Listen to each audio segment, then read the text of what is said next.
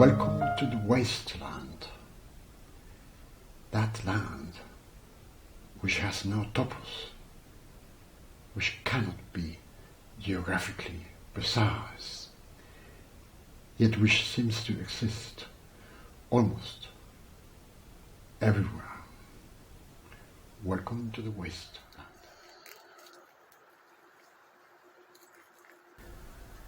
World literature, Literature Mundi, classics revisited.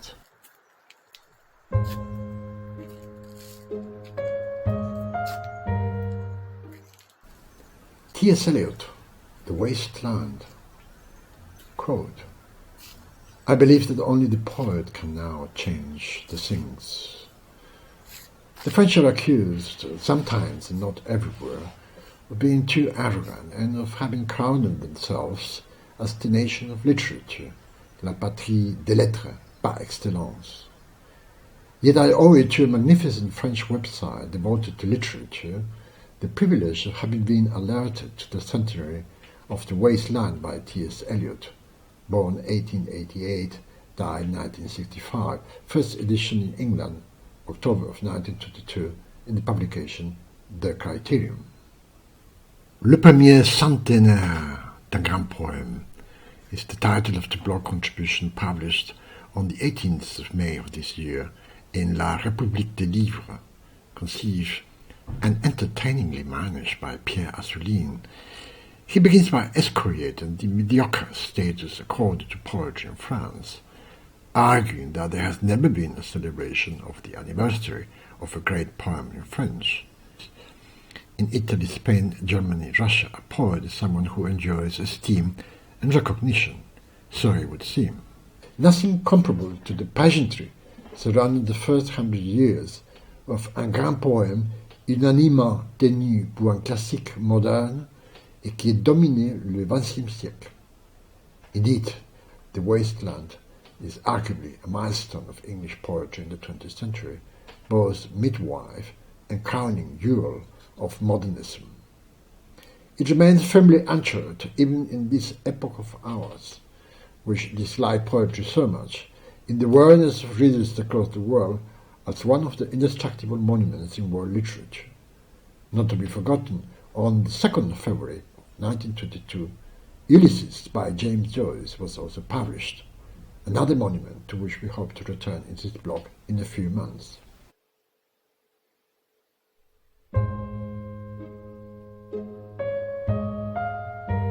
The voyage through the wasteland remains a very personal experience. It is a private affair.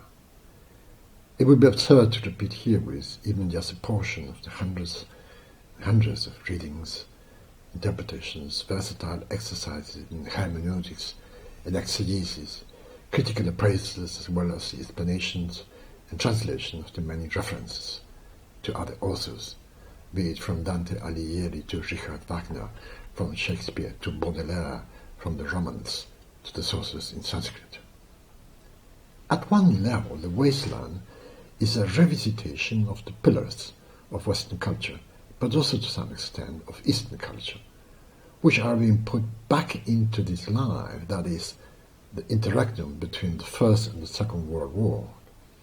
Eliot's poem is largely a child of the First World War, of that ominous carnage which destroyed the European Belle Epoque and created the conditions for the weakening of European world dominance, thus the emergence of the American Empire and others.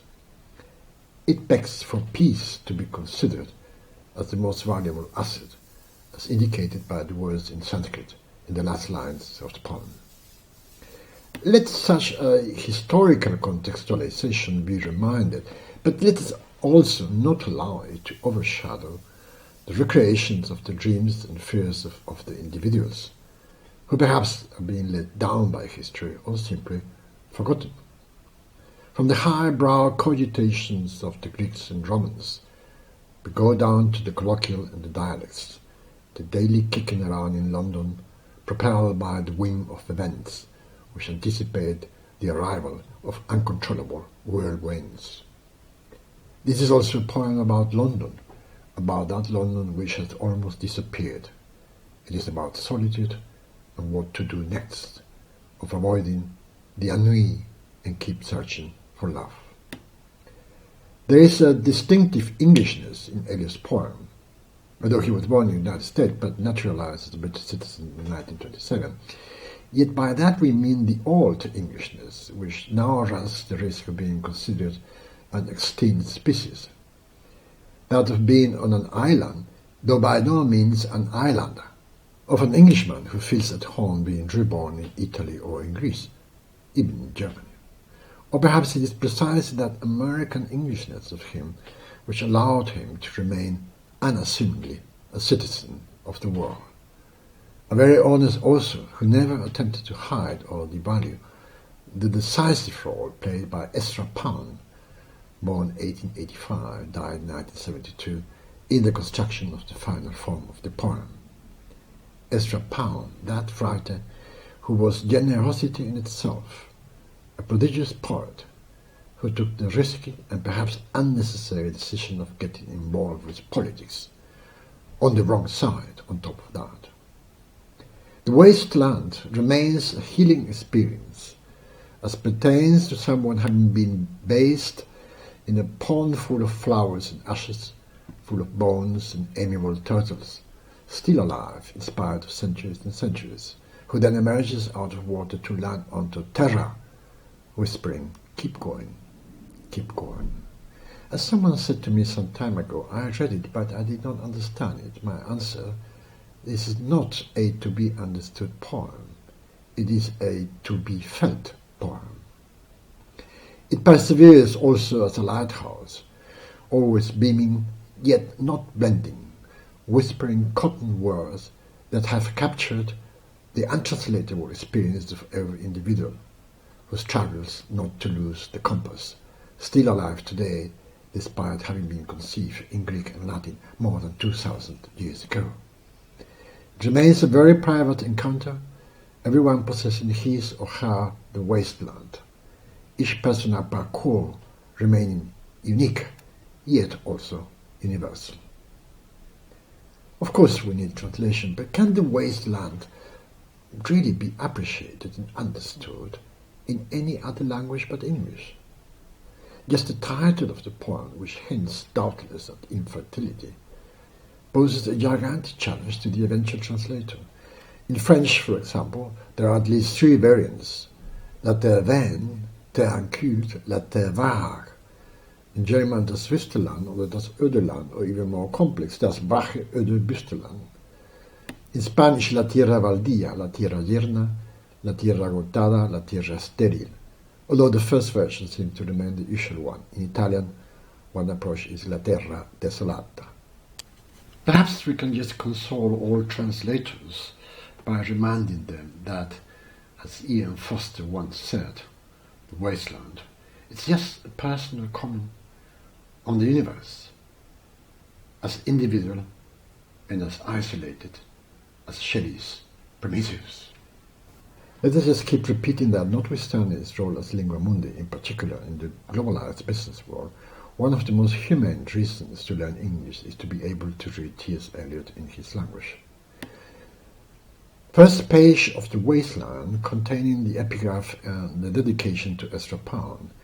The text in Latin and ancient Greek comes from chapter 48 of Satyricon, written 62-65 AD by Petronius. We don't know when he was born, but we know that he died in 66 AD, ordered by Nero to commit suicide.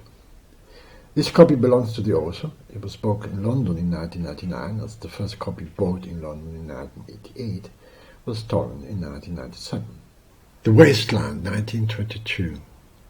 Nam civilem, quidem comis, ego ipse oculis meis vidi in ampula pendere, et cum illi pueri discern civila Ticeles, respondebat illa aposaden celo. For Ezra Pound, il miglior favor.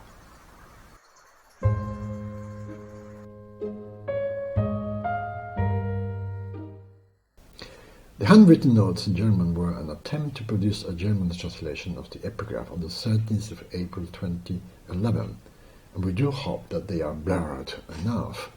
It is extremely difficult to translate from Latin and Ancient Greek, keeping the melody of the original, as Latin does not have articles, and in Ancient Greek you can conclude phrases without inserting personal pronouns. Hence, this possibility in English. Indeed, I myself saw Sybil of Cumae with my own eyes, hanging in a jar, and when the boy said, "Sybil, do you desire?" Sybil answered, "To die I desire." The latter sentence in Ancient Greek is simpler, to desire or to want, conjugated in the first person. To die, only one word, and the infinitive in Greek is composed of only one word. There is possibly no better indicator of the impact of a literary opus upon its reader than his decision ex post to write in the language of that work, which may happen to be not its first. Although I had been aware of the poem decades ago, an intimate get-to-know took place first in London between 1988 and 1989, years of transition, when the author of this blog spent a lot of time kicking around Bloomsbury, yet also doing some relevant work. The Wasteland became an intimate companion, indeed a more relevant one, as the poem seemed to supplicate, "Do not try to understand me. Just feel me. Just let me inhabit your dreams, and then you will see." What shall I see? Sybil in a jar, begging for death to arrive, as she has been granted eternal life, but Eliot not eternal youth. I shall see the vanity of hoping for eternal youth, realizing that only the spirit may survive, if it happens to have been crystallized in words. T.S. Eliot did achieve it. I wish I could write English as T.S. Eliot did, an impossible task, an unmentionable, even preposterous desire. The text from line 232 to 248 is recited by Anthony Blanche, Nicholas Grace, in the 1981 film version of Brideshead Revisited, the novel by Evelyn Ward. Lines 253 to 256 are the ones most at heart by the writer of these lines.